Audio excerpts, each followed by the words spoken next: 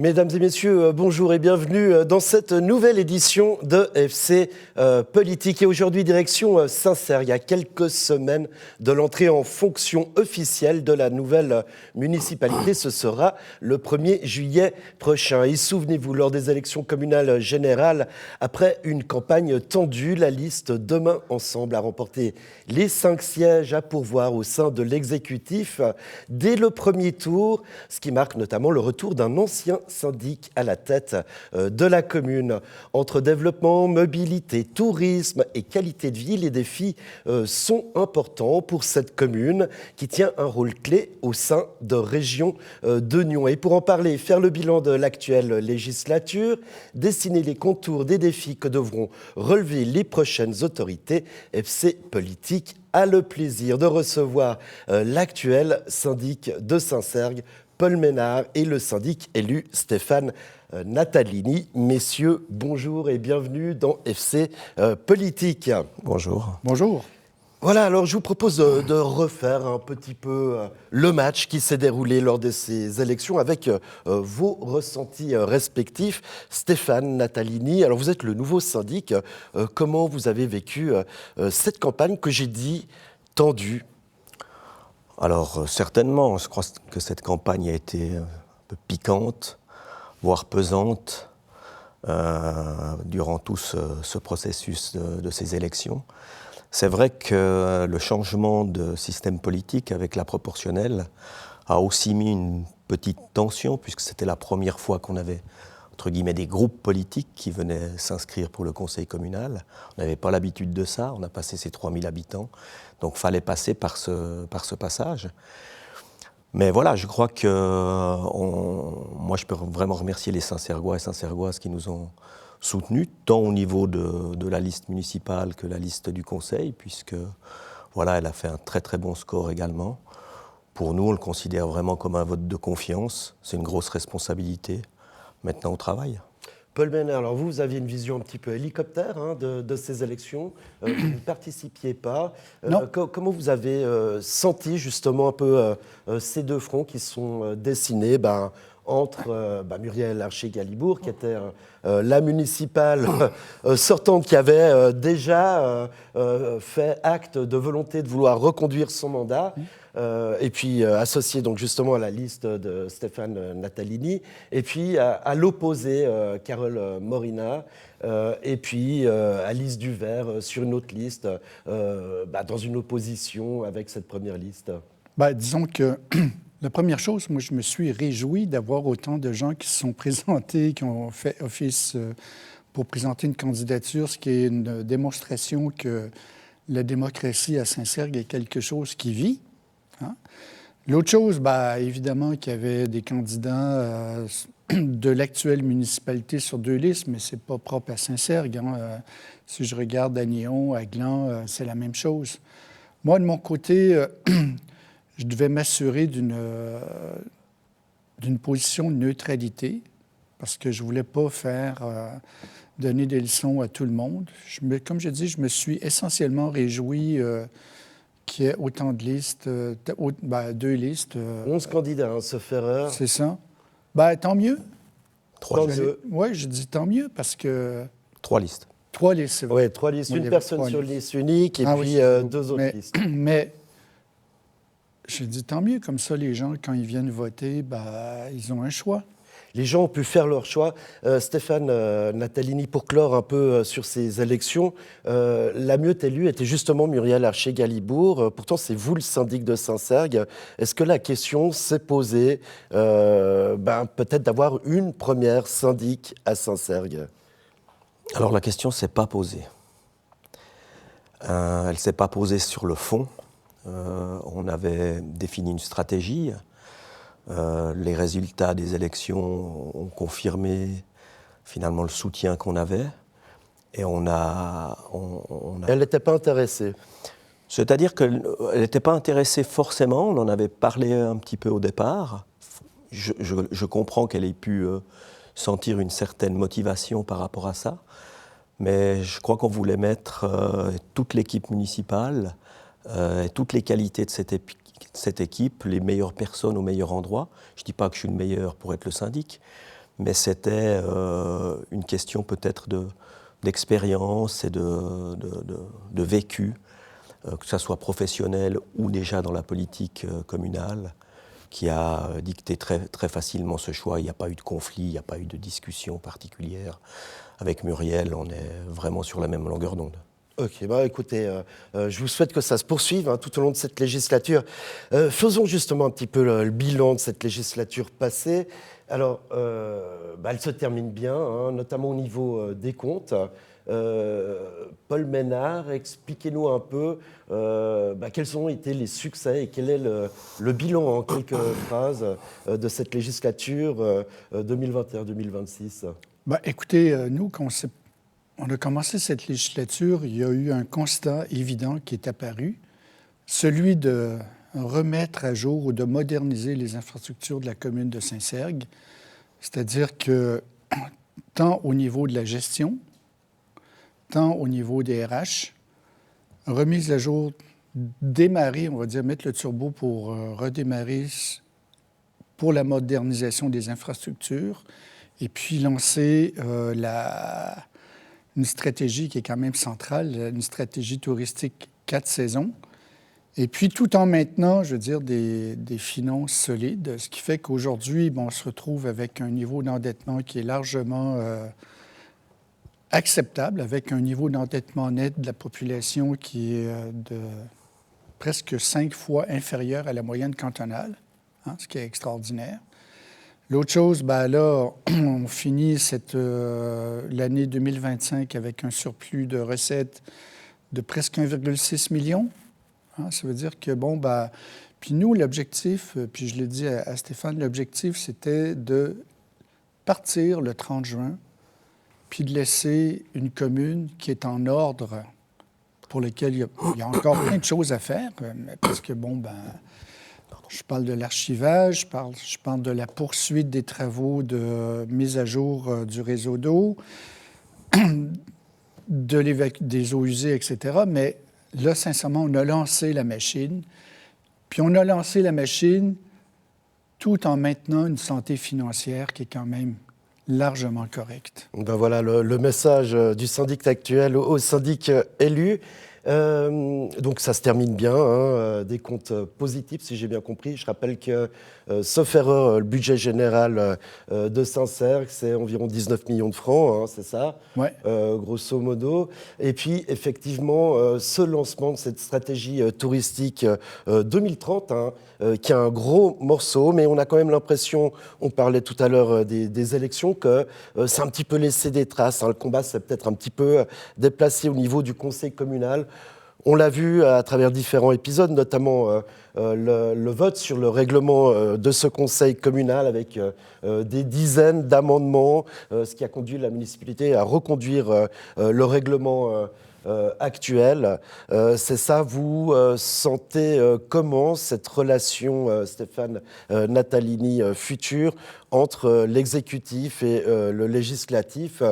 Paul Ménard a même, dans un article dans La Côte, accusé quelque part le conseil communal de faire de la cogestion avec l'exécutif. Ça, c'est peut-être le gros écueil politique qui vous attend pendant cette législature, enfin un des écueils. Il y a beaucoup de questions dans votre question. Oui, il y a beaucoup de questions. Allez, une seule, simple, la relation future entre l'exécutif. Mais je vais quand même rebondir sur les finances communales. Paul a raison, c'est qu'aujourd'hui, notre commune est faiblement endettée. On devra avoir une lecture attentive de ces comptes, une analyse de ces comptes 2025, qui vont passer au mois de juin. On voit malgré tout qu'on a quand même une petite érosion sur la marge d'autofinancement. On a une érosion... On a un point d'impôt qui recule, la valeur d'un point d'impôt qui recule. On sait qu'on a des charges. On a des charges à venir qui vont être importantes, qui vont également peser sur la marge d'autofinancement. Donc là, on devra être très très attentif parce que c'est vrai qu'on a aussi des projets à vouloir mettre en place. Alors c'est vrai qu'on va reprendre cette commune avec un règlement du Conseil qui a 38 amendements, avec une pétition qui a 510 signatures, avec une motion sur les terrains, avec plusieurs interpellations. Donc on ne va pas s'ennuyer le 1er juillet quand on va reprendre tout ça. Concernant ce règlement communal, je crois qu'il faut, et Paul a un petit peu raison, je crois qu'aujourd'hui on est parti sur la base d'un règlement type. Paul est parti sur la base d'un règlement type cantonal pour les conseils communaux. Évidemment que cette proportionnelle change un petit peu la donne dans la relation du conseil communal et des commissions, par exemple les répartitions des membres dans les commissions. Donc je pense que ça va mettre un tout petit moment, quelques mois, peut-être un semestre, à apaiser un tout petit peu cette campagne. Ce qu'il faut être attentif dans ces règlements, c'est quand même rester assez simple et pas changer les prérogatives de chacun. Donc il y a un exécutif, un législatif, et puis quand on parle de cogestion, ben là il faut faire attention à ce que chacun reste à sa place. Mais moi je mettrai tout en œuvre pour que les relations avec le conseil communal se passent bien. Ça pèse? Non, ça pèse pas. Je pense qu'il faudra être encore plus transparent que ce qu'on a pu être. Moi, j'ai été syndic il y a 15 ans. Je vois que ça a changé, que ça a évolué. Et là, on doit encore plus communiquer, être encore plus transparent avec le conseil communal. Et puis certainement que ce règlement, il doit permettre aussi aux commissions de travailler différemment en rapport avec la municipalité, leur faciliter certaines tâches d'accès à l'information. Et ça, on sera parfaitement ouvert à mettre ça en place. Effectivement, c'est ce que demandait un peu cette opposition Saint-Sergois. Plus de transparence peut-être entre l'exécutif et le législatif. Et je précise évidemment que vous avez été syndic de la commune de Saint-Cergue, sauf erreur, en 2004. 2001-2011. 2001-2011, voilà, exactement. Et responsable du tourisme et du patrimoine au sein de Région d'Oignon entre 2006 et 2009. Alors justement, parlons un peu de ces enjeux de cette future législature, ce qui attend. Alors effectivement, cette stratégie touristique 2030, très attendue tant par la commune en termes de réalisation que par la région en termes de vision, d'expérience. Vous êtes la porte du Jura vaudois, la porte saint-sergoise. Et les enjeux, ils sont légion. Urbanisme, notamment avec le centre du village, tourisme, climat, mobilité, environnement, cohésion sociale. Saint-Cergue, c'est un bon exemple de ces communes dites périurbaines de montagne, très attractives, obligées de trouver un équilibre entre nature, justement, tourisme, croissance résidentielle et durabilité. Beaucoup de Genevois viennent s'établir à Saint-Cergue. Ça change un petit peu les habitudes. Parmi tous les défis que j'ai donnés, là, c'était vraiment une liste un peu à l'après-vert. Quelle est la première priorité de ce nouvel exécutif? À quoi faut-il s'atteler? À cette cohésion sociale, à ce développement touristique, alors c'est vrai à cette rénovation des infrastructures? Alors, je pense que la première priorité, c'est conserver la qualité de vie des Saint-Sergois. Je crois qu'il y a eu beaucoup de services qui ont été mis en place. Paul dit souvent Saint-Cergue est une commune qui bouge, je suis assez d'accord avec lui. C'est vraiment conserver cette qualité-là. Après, dans les projets, il y a évidemment beaucoup de projets qui sont structurants pour la commune. Vous avez parlé de la stratégie touristique. Aujourd'hui, on a fait des études dans la stratégie touristique. Il va s'agir maintenant, dans ces 5 prochaines années, cette prochaine législature, de mettre en œuvre, commencer à mettre en œuvre ce programme touristique. On a des enjeux importants. Le centre du Vallon, Basse-Ruche en particulier, sont des zones qui sont importantes qu'on a trouvées. Après, dans les projets, on a des projets sécuritaires à mettre en place aussi. Ça, c'est aussi quelque chose d'important. Quand je passe sécuritaire, c'est aménagement des infrastructures, sécurité. C'est les pompiers, puisque les pompiers, on sait qu'on doit aussi renouveler la caserne, on doit prendre d'autres dispositions. Ça serait une législature de continuité où vous allez... Alors on va s'inscrire complètement dans la continuité, dans la rénovation des infrastructures. Je pense que ça, c'est une priorité. Les infrastructures, réseau d'eau, séparatifs, routes, routiers, ça, c'est quelque chose, on doit absolument continuer à s'inscrire dans la... Mais par contre, où il va y avoir le changement, c'est qu'il faut qu'on mette en œuvre des projets. Et pour mettre en œuvre des projets, comme on l'a dit, il faut un petit peu d'argent, souvent. Qui manque partout. Qui manque un peu partout. Encore une fois, quand on parle de la dette, je reviens sur la dette de Saint-Cergue. Aujourd'hui, quand on prend la dette de Saint-Cergue, on ne prend pas en compte déjà les investissements qui ont été validés et qui ne sont pas réalisés. Ça veut dire qu'on a déjà des des travaux qui sont votés au conseil communal, la requalification de la route d'Arzier, des réseaux d'eau claire et d'eau usée. 2,5 millions, hein, voilà, 2,5 millions. Puis on voit le plan d'investissement de la commune, donc on voit qu'il y a vite 4, 5, 6 millions qui sont déjà planifiés, donc on monte tout de suite notre dette à 15 millions déjà, donc il faudra revoir certainement ce plafond d'endettement, et puis si on veut réaliser ces projets, mettre en place ces aspects sécuritaires. Je n'ai pas parlé de la police, parce que la police aussi, c'est une question prioritaire. Oui, alors sous quelle forme, justement, la police, par exemple, sous une forme telle qu'elle est à Gland, c'est un contrat de prestation avec la gendarmerie cantonale pour des îlotiers, sous une autre forme, en une phrase ou deux Alors, les conditions pour mettre en place une police sécuritaire qui va au-delà du 5e processus, qui est finalement une police administrative, qui vient contrôler les règlements communaux et puis faire le stationnement. Je pense qu'on a vraiment besoin d'une police qui va au-delà de ce 5e processus, ces 5 processus. Ça veut dire de la police de prévention, de la gendarmerie, contrôle. Plus de gendarmerie. Gendarmerie, ça on doit mettre en place. Et ça, c'est vrai que ces conditions-là, elles sont difficiles à réunir pour des petites communes comme Saint-Cergue, parce qu'on ne peut pas engager 5, 6, 7, 8 agents comme il faudrait. Donc il faut vraiment qu'on trouve des partenariats. Donc un partenariat avec la gendarmerie, puis peut-être avec d'autres communes qui sont limitrophes avec Saint-Cergue, parce que c'est aussi une condition. Peut-être Arzier, qui arrive à 3000 habitants, peut-être Trélay aussi. Voilà, ces communes qui sont limitrophes avec nous.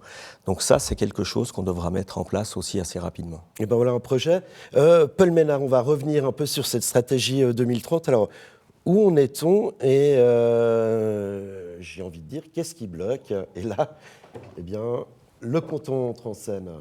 Ben, c'est toujours un petit peu compliqué avec le canton. Certains départements, d'autres vont un peu mieux. Mais alors, premièrement, où en est-on avec cette stratégie 2030 qui avait été lancée, sauf faire en 2024, en tout cas la présentation? À propos du PDCOM, c'est-à-dire que là, aujourd'hui, c'est soumis au canton pour étude, et puis on va dire que les premières versions ou les premières réactions qu'on a obtenues de la DGTL étaient hors sol. C'est-à-dire qu'on ne tenait même pas compte que Saint-Cergue, ou ils avaient oublié que Saint-Cergue était une commune touristique, bien que ça fait partie du plan directeur cantonal. Donc, pour eux, ils faisaient table rase de certains endroits, dont Basse-Ruche, qui était une zone touristique qui existe depuis que j'habite à Saint-Cergue, qui devait revenir en zone agricole. Pour juste dire que non, il y a des départements au canton qui sont en roue libre. En arrivant à la fin de cette législature, avec le recul, vous avez l'impression que les communes... on leur met des bâtons dans les roues, tout simplement. Stéphane a parlé de on a parlé de la sécurité. Hein. On a eu un drame en début d'année. Puis, sur la question, par exemple, de la gestion ou de collaboration avec, prenons Police Région Nyon, alors on a des contraintes, mais pas de solution du canton ou de solution réalisable. Ce qui fait que nous, on est évidemment là pour faire avancer une commune qui est en forte croissance. Et puis, on cherche souvent des solutions qui sont pragmatiques, qui sont toujours dans le cadre légal, mais c'est un petit peu difficile. Sincèrement, avec des départements, peut-être que j'ai hâte de voir ce qui va se passer après la prochaine législature au niveau cantonal. Mais là, aujourd'hui, on a des départements qui sont en roue libre. Alors, justement, Stéphane Natalini, il y a beaucoup de projets qui doivent être faits avec le canton. Des projets qui semblent tout simples sur le papier, par exemple des pistes de VTT qui semblent bloquées par le canton. Comment vous allez travailler avec le canton, peut-être pour débloquer ces situations? On va les interpeller régulièrement pour que les choses avancent. Vous allez mettre la pression? Écoutez, je ne sais pas si on peut appeler pression, mais en tout cas, on va montrer qu'on a envie que les choses avancent et puis qu'on a assez perdu de temps. Concernant les VTT, je crois qu'il y a un master plan qui se met au niveau vaudois, qui est en train de se mettre en place, qui devrait certainement débloquer un tout petit peu les situations, j'espère le plus vite, parce que ça c'est vrai que c'est un véritable intérêt pour nous, le VTT. Mais c'est vrai, on a parlé tourisme, on a parlé sécurité, mais c'est vrai qu'on a d'autres projets aussi à Saint-Cergue. C'est vrai que les écoles est un sujet brûlant actuellement. Donc, oui, alors justement, le sujet brûlant, voilà. On va y revenir les tout de écoles, suite. les brûlants, on a des choses à réaliser pour les artisans. On doit remettre en place quelque chose pour les artisans, certainement une nouvelle zone artisanale. Voilà, il y a plein de choses comme ça. Les écoles, le sujet brûlant actuellement, c'est vrai que...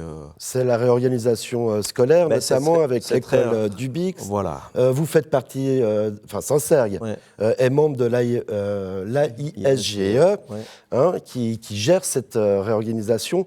Quel est le point de vue du futur syndic de Saint-Cergue sur cette réorganisation scolaire? Est-ce que vous la trouvez bien faite? Il y a énormément d'opposition.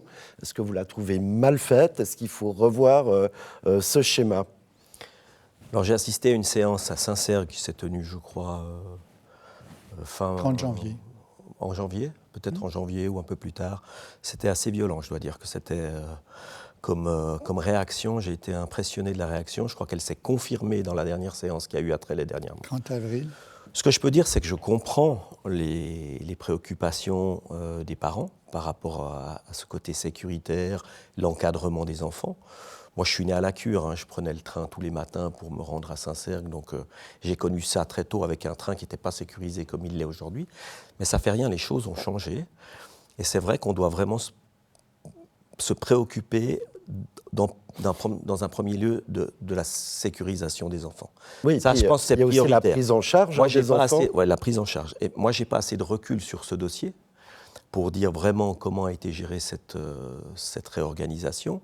On ne comprend pas visiblement pourquoi ces 5-6 P doivent maintenant descendre à Arzier. On comprend très bien à Arzier, alors qu'ils ont leurs enfants depuis 10 ans dans des containers, qu'il y avait besoin de mettre ça en place. Je crois que tout ça, étudier, ce n'est pas quelque chose qui sort du chapeau maintenant. Ça fait longtemps qu'on discute de ça. Donc pour moi, rétropédaler maintenant par rapport à ce BIX, il me semble que ça va être difficile. Donc on doit vraiment mettre les conditions, trouver des solutions pour la sécurité, l'encadrement, pendant l'école, après l'école. Ça, c'est des choses qu'il faudra qu'on s'attelle rapidement. Et puis après, il y a un BIX 2 qui est prévu, on entend parler. Là, alors, on est beaucoup plus mitigé par rapport à ça. On aimerait plutôt garder nos enfants dans nos communes. Et je crois que c'est, en tout cas les petits, c'est de l'avis général et dans les discussions qu'on entend et dans toutes les communes, c'est un tout petit peu ce qui ressort. Donc alors, là, c'est quelque chose où on va devoir se préoccuper. Un gros dossier, cette réorganisation scolaire. Paul Ménard, actuellement, la commune de Saint-Cergue est alignée justement sur l'AISGE. On ne peut pas faire des programmes particuliers pour chaque élève. Non, parce que je tiens quand même à rappeler qu'en 2009, c'était Stéphane qui était syndic à l'époque. Saint-Cergue a décidé d'adhérer au principe d'une organisation intercommunale qui s'appelle la ISGE. Je rappelle aussi que l'organisation scolaire... Mais cette fronde parentale...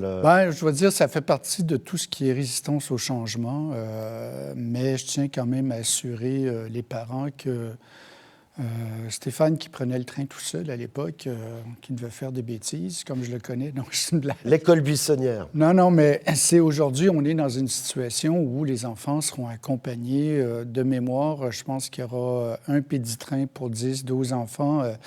Donc, les enfants ne seront pas laissés en stabulation libre dans le train. Et puis, on rappelle aussi que l'école se veut inclusive maintenant. C'est Armos, les gens ont voté 2 fois Armos. Donc, nous, on applique aussi des décisions qui ont été votées au niveau de l'ensemble de la population. Et puis, comme l'a indiqué Stéphane, ce n'est pas un projet qui est nouveau, parce que moi, quand j'ai commencé même pas la syndicature, mon premier en 2011, le projet du BI était déjà sur les rails. Et puis il aurait fallu se réveiller plus tôt, c'est ça? Pardon? Si je vous entends bien, il aurait fallu se réveiller plus tôt s'il y avait... Écoutez, nous, on a même fait une proposition alternative à un moment donné, parce que quand il y a eu cette opposition jusqu'au tribunal fédéral, puis que le tribunal fédéral a dit oui, le BI devra se construire, à la ISGE, on s'est dit, on arrête tout. Est-ce que c'est vraiment ça qu'on veut? Donc, déjà, c'est à peu près... Je m'excuse, je vous interromps, on va pas revenir sur l'histoire Ouais. de la cogestion, mais est-ce que là, il n'aurait pas fallu aussi regarder avec les parents, tout simplement, peut-être comprendre un peu disons les que je prends un projet comme la construction du BI. On consulte les parents sur un projet qui dure sur 15 ans. Les enfants ne sont même pas encore conçus qu'il faudrait que qu'on leur demande ce qui se passe. ce qui va aller, ça ne peut pas Donc se faire le projet comme doit ça. aller de l'avant. Hein. Ah, le projet va aller clairement de l'avant, puis normalement, janvier 2027, les 5-6P vont, comme c'était prévu, même lorsqu'on a rénové le bâtiment de l'école Jean-Jacques Rousseau, c'est en 2021, de mémoire, on a clairement indiqué dans le préavis que dès que le BI était construit, que les 5P, 6P allaient descendre à Lemuy. Puis hier, on avait une réunion du CODIR de la ISGE. Là, je pense que les gens ils doivent se rendre compte qu'on est à flux tendu, y compris dans certaines communes où il manque encore des locaux. Il y aura sans doute une classe de plus qui devra ouvrir en septembre, à Saint-Sergue. Donc, quand j'entends dire qu'il y a des bâtiments qui vont être vides, ils ne vont pas rester vides très longtemps, sincèrement. Parce que la croissance, puis là, c'est ça que les parents doivent aussi comprendre, c'est que nous, on doit gérer une croissance qui est très rapide, avec des projets d'infrastructure qui sont très lents. Ça, sincèrement, c'est la quadrature du cercle. Voilà. Donc, et puis, on a bien entendu les parents, mais bon, on a travaillé avec c'est la DGO qui décide de l'organisation scolaire. Nous, en tant que commune, on est là, dans la loi sur l'enseignement obligatoire, là, pour fournir les bâtiments. Ce qui se passe à l'intérieur des bâtiments, l'enclassement, tout ça, c'est pas les communes. C'est le PSGE, l'école primaire, secondaire, Génolien environ. Puis juste au-dessus, c'est la DGO. Puis au-dessus, il y a M. Borloo. On revient sur le comptoir. Allez, il y a quand même un petit étage intermédiaire qui n'est pas prévu dans la Constitution suisse, mais qui est important. Il s'appelle Région de Nyon. Alors, vous êtes membre du CODIR, Paul Ménard, vous avez été membre du CODIR, je l'ai dit, Stéphane Natalini. Quelle est la place stratégique de Saint-Sergue au sein de Région Nyon, ou plutôt, quelle place Région Nyon attribue-t-elle à Saint-Sergue au sein de cette association de communes? Je regarde juste, je pense que la future collègue de Stéphane, Muriel Archer-Galibourg, sincèrement, si on veut développer une commune sans prendre en compte une organisation régionale, on va dans le mur, droit dans le mur.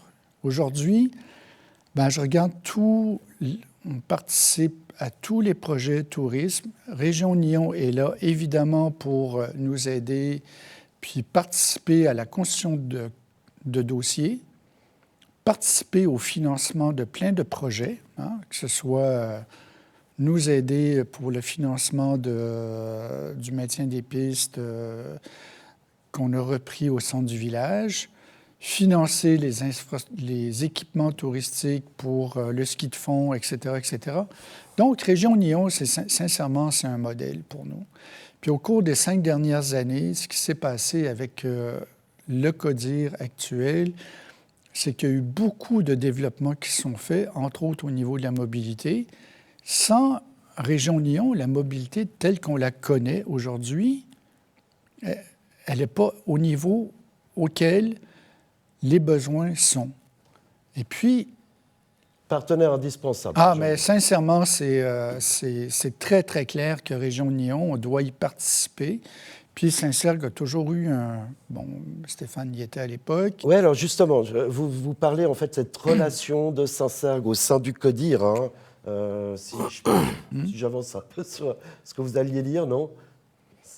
Saint-Sergue a toujours joué quand même un rôle important au sein du comité de direction parce que Saint-Sergue est une commune qui est dynamique. Puis, au CODIR de Région Lyon, ce qu'on cherche, c'est du dynamisme, faire bouger les choses. Alors, il y a une rencontre de bons procédés entre une commune qui bouge et puis une région qui bouge aussi. Ça sera qui représentera Saint-Sergue désormais au sein du CODIR? Vous avez déjà décidé? Alors, je ne vais pas répéter ce qu'a dit Paul, mais c'est vrai que pour nous, Région de Lyon est un partenaire privilégié, incontournable. On peut dire que vous avez une présence historique au sein du On a toujours CODIR. été, que ce soit à l'ARN. Saint-Sergue ne peut pas être en dehors du CODIR de Région de On Lyon. n'est plus en membre de droit. Il n'y a plus que deux villes qui sont membres de droit, c'est la ville de Nyon et la ville de Gland, sauf erreur. Oui. Autrement, Saint-Sergue était au début des statuts de Région de Nyon membre de droit, mais ça s'est tombé. Mais de tout temps, il y a eu un membre du CODIR, un membre de Saint-Sergue au CODIR. Et ça va continuer. Ça a du sens. C'est vrai que ça a du sens par la localisation de Saint-Sergue, par sa vocation touristique, par ses contacts avec les communes frontalières des Rousses, enfin les 4 villages qu'on a à côté. On a quand même passablement de rapports ou de travaux à faire ensemble ou d'aménagements à faire ensemble. Ça a parfaitement du sens d'être en tout cas, partenaire de Région de Lyon. Après d'être au CODIR, voilà, moi j'aimerais donner ma priorité à la commune de Saint-Sergue. On ne m'a pas appelé pour être au CODIR aujourd'hui. Je n'ai pas eu de sollicitation. Aujourd'hui, il y a des gens qui sont bien implantés dans leur fauteuil. Ce n'est pas péjoratif du tout, qui savent bien comment fonctionne l'association régionale et ses sociétés filles, le DISREN, etc. Peut-être que c'est intéressant que Saint-Sergue retourne. On a toujours été au CODIR, retourne au CODIR. Mais pour moi, ce n'est pas une priorité. Je pense qu'on pourra très bien travailler avec Région de Lyon et être également actif et au cœur des décisions, sans forcément être au CODIR. Il y a quand même une relation très particulière entre Saint-Sergue et Région de Lyon, ne serait-ce que via le dossier Télédôle. Alors bientôt, le lapin blanc devrait sortir du chapeau. Bientôt, il devrait être remis enfin à ses utilisateurs. On annonçait une inauguration ce printemps, sauf erreur, du lapin blanc. Où en est-on, Paul Ménard, avec ça? Est-ce que Saint-Sergue est au courant de ce qui se passe? Écoutez, Saint-Sergue, un petit peu comme l'indique Stéphane, nous, on a une priorité, c'est vraiment sur le territoire de Saint-Sergue. Et puis, j'ai mes collègues qui ont travaillé, on va dire, au renforcement financier de la construction du Lapin Blanc. De mémoire, je pense qu'il y aura une journée porte ouverte le 30. Et puis, il faut s'assurer maintenant que ce Gestar puisse intégrer... Ça bloque avec la Sogestar? Non, je pense pas, non. Pas à ma connaissance. Hein. Et puis aujourd'hui, c'est certain que le Lapin Blanc fait partie du développement de cette stratégie touristique 4 saisons de l'ensemble de la région.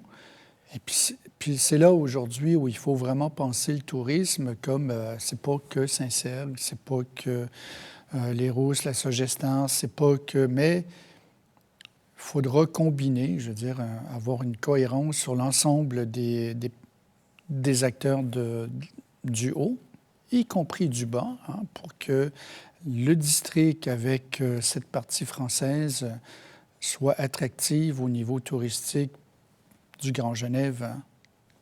Oui, parce que beaucoup de jeunes viennent ici. Stéphane Nataline, évidemment, quand on pense au tourisme, on pense à votre projet hôtelier, le Givrine, un très gros investissement, 30 millions de francs, à la Givrine, justement, 2 bâtiments, un hôtel sauf erreur 4 étoiles. Vous recherchiez encore des investisseurs, sauf erreur. Alors, première question, où en êtes-vous avec ce dossier? Alors Florian, je vais revenir quand même au Lapin Blanc, 2 minutes avant de vous parler de ça. Alors le Lapin Blanc, c'est vrai que d'abord c'est une excellente chose qu'il soit terminé. Comme le BIX qu'on a parlé tout à l'heure, je pense qu'on ne pouvait pas revenir en arrière. Et maintenant qu'il est terminé, c'est une excellente chose. Il faut aller de l'avant. Il faut aller de l'avant. Avec ce Lapin Blanc, il y a la stratégie touristique 4 saisons qui va s'articuler autour du domaine de la Dôle. Ça, c'est quelque chose qui est très très important aussi, Essentiel. et qui a démarré maintenant avec Région d'Oignon et qui travaille sur ce sujet-là. Ça, je pense que c'est très très important. Et la Sogestar aussi, alors c'est vrai qu'il n'y a pas de tension avec la Sogestar, mais on voit avec un petit peu les hivers qui se raccourcissent qu'il y a aussi quelques craintes. J'avais signé cette fameuse Ils convention. voulaient peut-être revoir leur location. Hein, Alors, il y avait cette convention que, en tant que président de Télédôle, j'avais signée en 2016 ou 2017, qui nous imposait différentes tâches à faire, des aménagements de pistes, le parking, les portiques d'entrée et le lapin blanc. Et à mesure, il y avait une augmentation du loyer. Et puis maintenant, on voit que dans cette convention, peut-être le risque neige, le risque manque de neige, il n'était pas intégré. C'est pour ça que la Sogestar, aujourd'hui, elle est un tout petit peu plus, je dirais, craintive par rapport à l'exploitation du domaine. Donc on doit continuer à travailler avec eux. On doit continuer l'aménagement des pistes et l'aménagement du massif de la Dôle, parce que ça va passer sans aucun doute par des suppressions d'installations, parce qu'on doit aussi diminuer les charges à ce niveau-là. C'est ce qui est prévu. Hein. C'est ce qui est prévu. Donc là, il y a des décisions importantes qui doivent se prendre entre Télédôle, propriétaire, et puis Sogextar, exploitant. Dans quelle direction on va. Et puis après, c'est chacun de nous, dans notre commune, parce que ce lapin blanc, il appartient quasiment à toutes les communes en tant qu'actionnaire principal de Région d'Oignon. C'est de faire aussi, nous, de notre côté, de ce centre, de cet endroit, un centre d'événements. Alors, vous l'avez dit, hein, vous avez été président justement de Télédôle. Alors, on sait que le président actuel n'a pas été réélu. Hein, il ne s'est d'ailleurs pas présenté au communal. Ce n'est pas encore fait. Ah, il est Oui, commune, Olivier le président. Oui. Le vice-président est devenu syndic d'Oignon. En un mot, vous seriez intéressé à revenir aussi aux affaires. Alors, avant de passer à la suite de ma question, parce que le temps file, en un mot. Alors, j'abandonnerai jamais la Dôle. Hein. Je suis un enfant de la Cure, de Saint-Cergue. La Dôle, ça fait partie de mon ADN. Donc, si je devais être sollicité, évidemment, que je m'engagerai toujours pour la Dôle. Aujourd'hui, on a le conseil d'administration qui est proposé. Il y a une assemblée qui va se tenir 20 juin, au mois de juin. Donc on a déjà les candidats au conseil d'administration qui ont été identifiés. Monsieur Tapi, qui est le président actuel, reste président de Télédôle, pour autant qu'il soit élu à cette assemblée extraordinaire. Donc ça, c'est une chose réglée. Maintenant, je reviens sur le projet hôtelier de la Givrine. Oui. Le projet, alors je change un peu de casquette, parce que là, c'est à titre privé qu'on a, avec les partenaires financiers, qu'on a voulu développer ce projet. Mais là aussi, c'est par conviction qu'on l'a fait, hein, parce que j'ai motivé quand même ces gens. C'est ce qu'on vous reproche, hein, d'être un peu le promoteur, le bétonneur sincère. C'est clair qu'il y a l'amalgame, toujours des choses. On aura un registre des intérêts qui va être mis à la municipalité, qui va clairement définir les choses, comment on le fait. Mais il n'empêche que ce projet, il a toujours été soutenu depuis... Enfin, l'hébergement a été toujours qualifié comme quelque chose qui manquait à Saint-Cergue depuis 35 ans, depuis tous les documents de planification. Je m'excuse, Stéphane. Je termine juste là-dessus, en disant que tous les documents de planification disent qu'il manque de l'hébergement, que ça soit, on a eu les soutiens de la commune de Saint-Cergue en priorité, on a eu la commune qui ont développé le PPA, donc on a le soutien de la région d'Oignon. Je m'excuse, mais ça c'est pour le paysage, mais parlons du projet. Alors le projet, pour moi, ce projet, c'est un véritable, déjà par rapport à toutes ces stratégies touristiques, vous direz que je prêche pour ma paroisse, mais c'est un véritable catalyseur, c'est un catalyseur du développement touristique très très important, c'est primordial. Maintenant où on en est, pour répondre à votre question. Voilà, c'était ma question. Le dossier d'enquête publique a été déposé il y a 2 semaines auprès de l'administration communale de Saint-Cergue. Donc maintenant, il est à l'étude auprès des services techniques. Donc on verra le délai de retour pour l'avoir. Et puis c'est vrai qu'on est toujours maintenant, qu'on a finalisé le projet, puisqu'on le met à l'enquête, maintenant on peut finaliser notre business plan et on peut vraiment entrer dans une démarche très précise avec l'opérateur hôtelier et avec l'investisseur futur. D'accord. Tout est bouclé ou il manque encore? Ah non, tout n'est pas bouclé. D'accord. En tant que syndic de Saint-Cergue, il va falloir se récuser sur peut-être pas mal de dossiers. Encore une fois, il y a beaucoup d'amalgames qui sont faits. Il y aura un registre des intérêts qui va être inscrit dans le cadre de la municipalité. Le bétonneur de Saint-Cergue, comme on le dit, je pense que ce n'est pas le premier entrepreneur qui fait partie d'un exécutif. Mais ça sera des choses. Moi, j'ai pris du temps aussi pour me consacrer à la commune, donc j'ai vendu ces sociétés. Mais même à ce niveau-là, il faudra être attentif, parce que les amalgames seront faits en disant s'il y a une telle ou telle construction qui sont données à une société qui aurait appartenu à Natalini, eh ben, on va dire qu'il a favorisé ses anciens petits amis. Alors comment vous allez faire Eh bien, on va, dans ce registre des intérêts, on va définir sur quel sujet eh bien, le syndic de Saint-Cergue prendra position à la discussion et au vote sur des adjudications. Ça va être assez simple. Je n'ai pas de souci avec ça. D'accord. Bon, ben, on vous entend bien, puis on suivra évidemment le développement de toute cette partie touristique. En 1 minute, parce qu'on arrive au terme de cette émission, l'autre gros dossier, ben, c'est la fermeture de la route blanche. Rodolphe en régie va nous montrer une carte, la route blanche qui est fermée dans le sens de la montée. Tout passe par Arzier, où il y a un feu de circulation justement pour des travaux au BIX qui crée des bouchons, les réseaux sociaux s'enflamment. Et là encore, eh bien, le coupable de trouver est la commune. Non. Mais vous ne pouvez rien faire. Non, mais écoutez, ça a été un peu difficile, je pense, lundi. Hier, je suis passé vers 17h45. Et puis, c'est évidemment un dossier qui est sous la gestion de la DGMR. Et puis, ce qui fait que nous, la commune, on est les témoins de ce qui se passe plus bas.